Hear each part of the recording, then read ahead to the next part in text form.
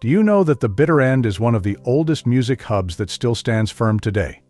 If you look at history, you will find many great literary and music societies and clubs, but most of them died after a short time. This, however, is not the case with the Bitter End, which was founded by Fred Weintraub, who envisioned a space where artists could perform freely without having to worry about any commercial pressures.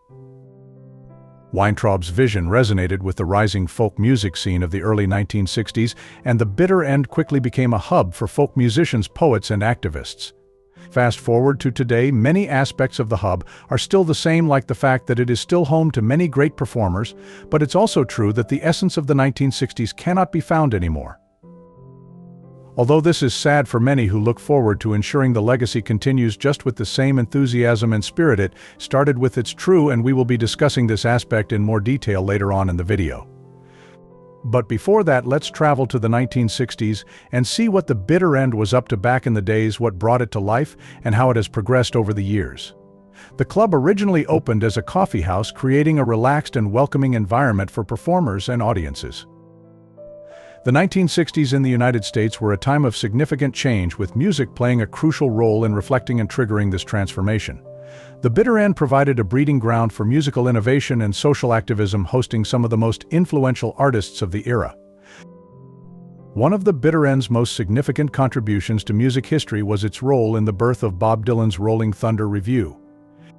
In the mid-1970s, Dylan assembled a group of musicians and embarked on a tour that blended music with theater, creating an eclectic and groundbreaking performance experience.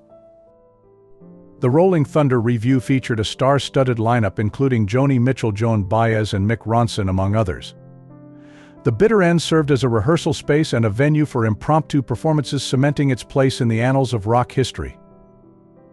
The club has also been a popular location for live album recordings. Artists such as Peter Paul and Mary, Randy Newman, Curtis Mayfield, Donny Hathaway, and Arlo Guthrie have all captured their performances at the Bitter End, creating timeless records that continue to inspire new generations of musicians. Comedy albums recorded at the venue include Bill Cosby's first album, Bill Cosby Is a Very Funny Fellow, right, and Chris Rush's Beaming In. But as the 1960s progressed, the musical landscape began to shift. While folk music remained popular, a new genre was starting to take center stage: rock and roll. The Bitter End adapted to this change in order to include rock bands and artists who were pushing the boundaries of music. One of the most notable acts to grace the stage of the Bitter End during this period was the Lovin' Spoonful. Formed in New York City, the band combined elements of folk rock and blues to create a unique sound that captured the spirit of the times. The Bitter End also became a testing ground for experimental performances and collaborations.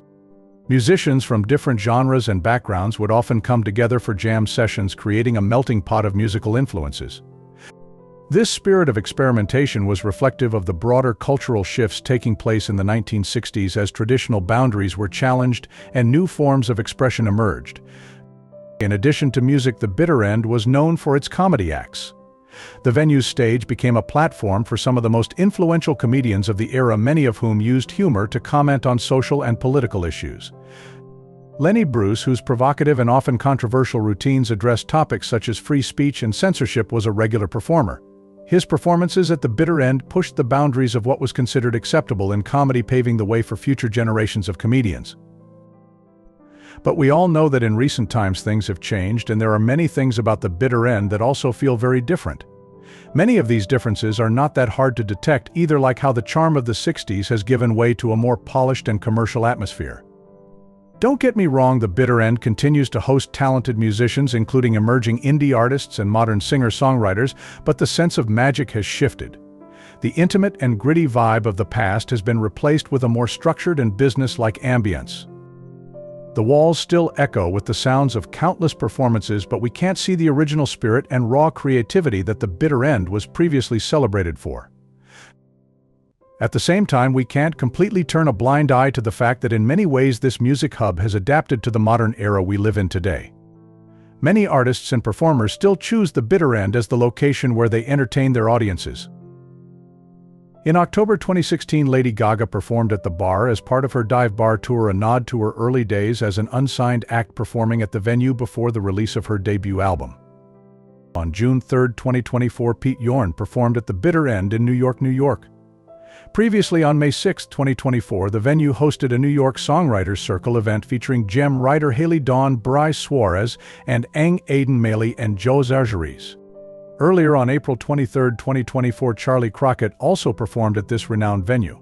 Similarly, on June 17, 2024, John Langford and his band Bright Shiners performed live at the Bitter End.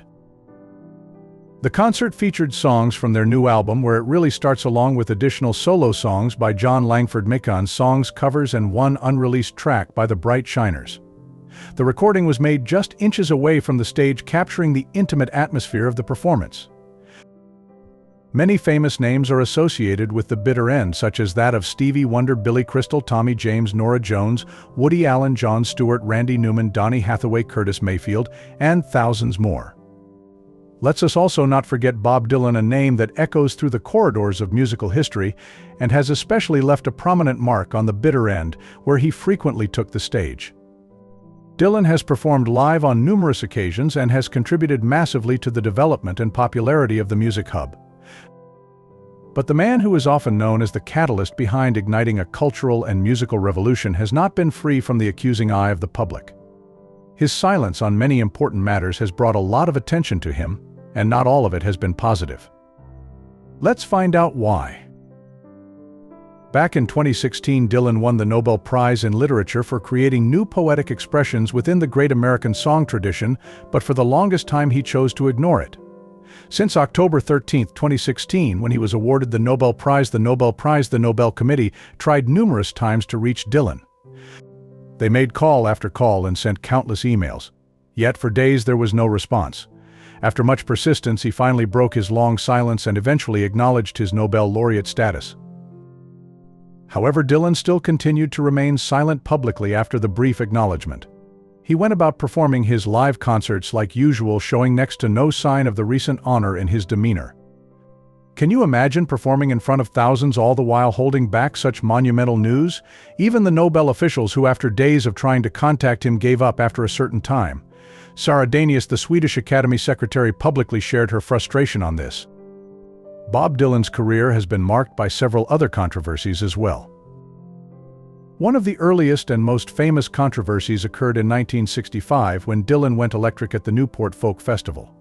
This event shocked and outraged many of his folk music fans who felt that Dylan was abandoning the folk traditions that had defined his early career. Another significant controversy has been the ongoing debate over Dylan's songwriting. While Dylan is celebrated for his lyrical genius, there have been claims that he borrowed lyrics from other sources without proper acknowledgement. These accusations suggest that some of his iconic songs might not be entirely original, raising questions about the authenticity of his work. This defamation of associated songwriters and singers has also raised questions on the integrity of the Bitter End, which is tragic and sad to think about, as it has given a safe space to many iconic legends. How do you think the Bitter End's historical significance compares to its current role in the music scene? Make sure to let us know in the comments below.